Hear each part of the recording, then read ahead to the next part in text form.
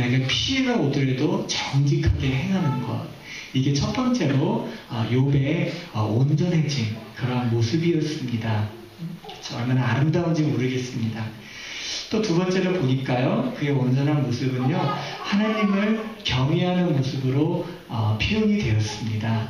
하나님을 두려워하는 것이지요, 항상 그의 시야에 주님이 계신 삶을 살아갔다라고 하는 표현이지요.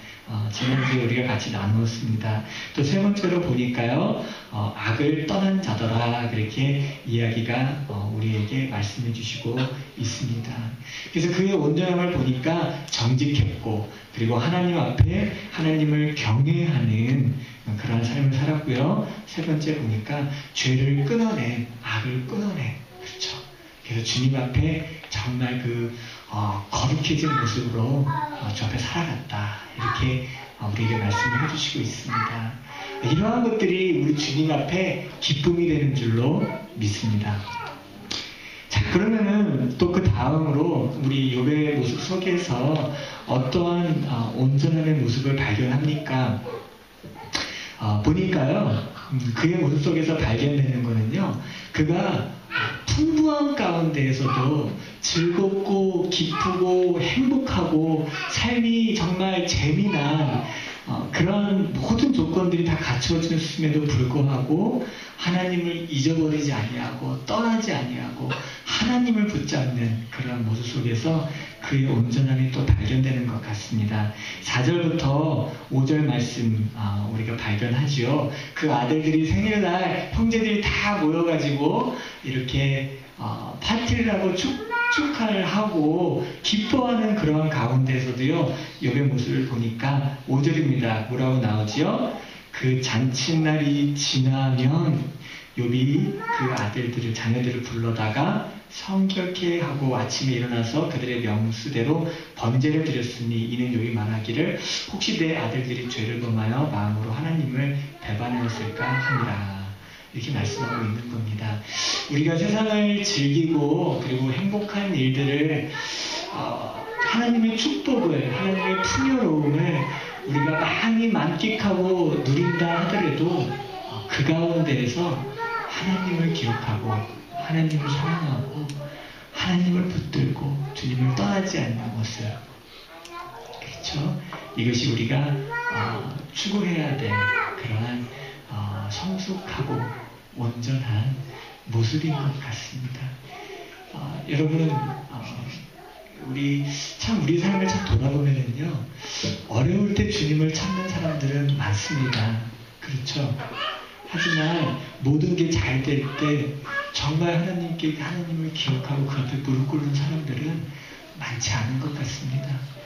정말 편안하고 그리고 풍요로운 가운데서도 그러한 것들을 마다할 수 있고, 주님, 이러한 것들은 내게 그렇게 큰 의미가 없습니다. 주께서 이 모든 것을 내게 허락해 주셨지만은 주님, 내가 사모하고 사랑하는 분 오직 주님뿐입니다. 그러한 모든 것 가운데서 이렇게 주님을 붙들 수 있는 사람들이 주님 앞에 성숙하고 온전한 사람인 것 같습니다. 그렇죠? 또 세 번째로 보겠습니다. 성실하고 충실함으로 살아갔던 모습이 주님 앞에 온전했던 모습인 것 같습니다.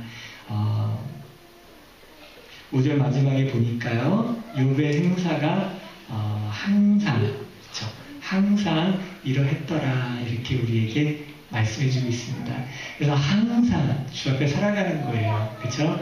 한순간도 주님을 놓지 아니하고 끊이지 아니하고 주님을 붙잡으면서 살아가는 삶, 충성스럽게 신실하게 살아가는 삶, 이런 게 온전한 주님 앞에서의 모습이 아닐까 생각이 듭니다. 여러분, 성경을 우리가 볼 때요, 의로운 사람이다라고 이야기하는 사람들이 몇이 나옵니다. 그 사람의 예들 가운데서 한 명이 누가 있냐면 노아를 생각해 볼 수가 있는데요. 노아 또한 창세기 6장에 보면은요, 당대의 완전한 자다라고 하는 그러한 말씀이 나오고 있습니다. 근데 그 사람을 보면은요, 참 놀라웠던 사실이 한 가지가 있는데 무엇이냐면요, 그때 당시에 있어서요, 비 한 방울 내리지 않는 그 시대에 하나님께서 오로지 뭡니까? 이 지면에 이슬로서 땅을 촉촉하게 적시셨던 그러한 세대 가운데에서 노아가 하나님의 말씀을 받아서 사람들에게 뭐예요?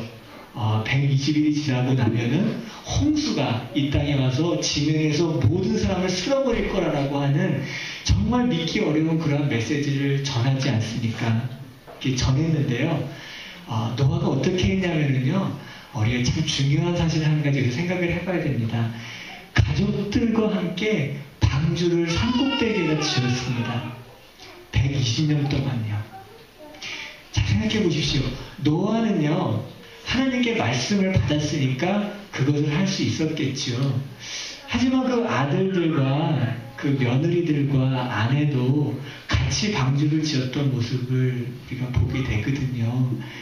와, 참 대단한 것 같아요. 어떻게 아버지의 말씀을 듣고 미쳤다라고 얘기하지 않고 그 말을 순종해서 그렇게 120년이라는 시간을 같이 할 수 있었을까?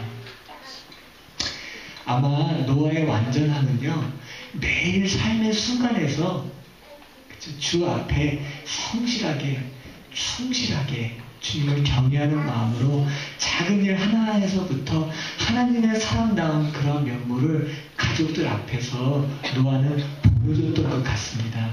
그렇기 때문에 노아가 자녀들에게 우리가 방주를 짓자라고 말했을 때 그들이 다 같이 순종해서 노아의 말을 따라할 수가 있었던 것 같습니다.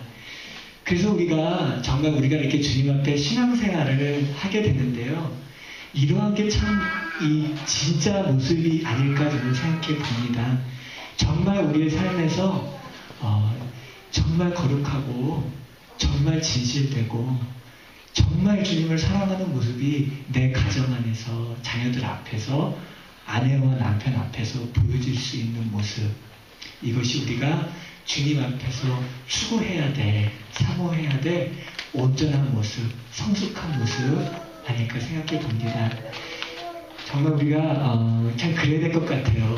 또 성경에서 보면은 온전한 사람이 한 명 더 나오는데요. 다니엘을 또 우리가 보게 되죠.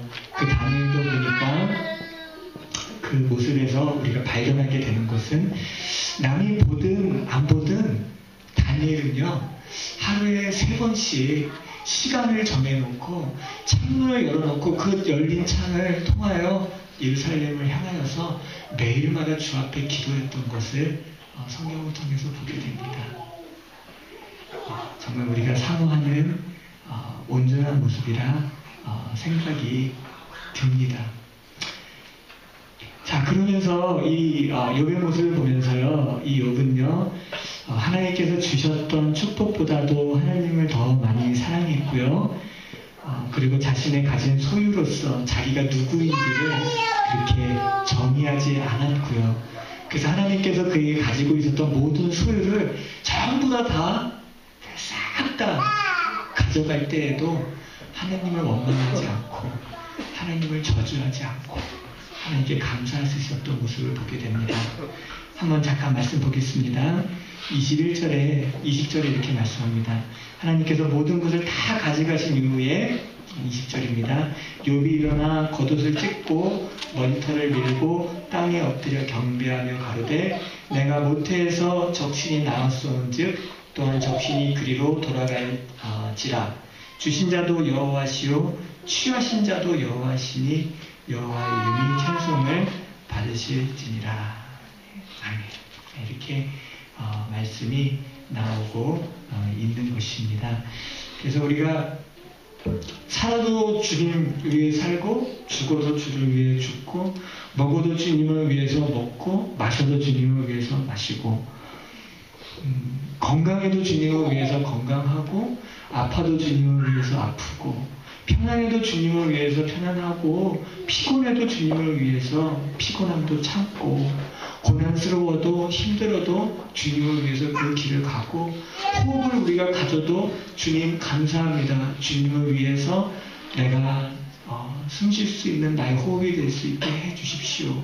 고백을 드릴 수 있고 가족을 주신 것도 주님의 영광이라고 우리가 고백할 수 있고 자녀를 주신 것도 주님, 이것 또한 주님의 영광을 위한 일입니다. 고백하며 주 앞에 주님의 사람들로 양육하고, 우리가 모든 일을 할 때에 주님을 기억하고 주님께 감사하고 주님 앞에 작은 일에서부터 한 가지라도 주 앞에 행할 수 있는 그러한 마음을 저와 여러분이 가질 수 있는 그러한 2013년 한 해가 될 수 있었으면 좋겠습니다.